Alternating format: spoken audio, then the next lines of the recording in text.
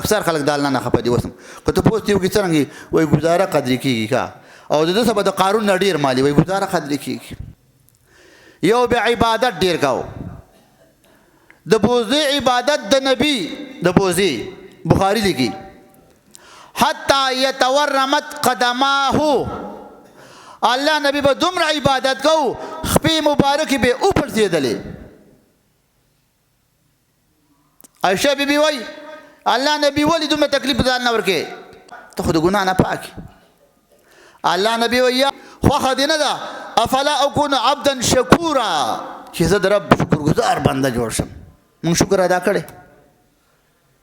زامن دې شته ته د باډۍ نښه برابرې کور دې شته جامې شته خوراک شته پلار دې شته مور دې شته ورور دې شته زوی دې شته رڼا دې ته شته ګاډی شته ټلیفون شته ولې د الله نه خفه یې.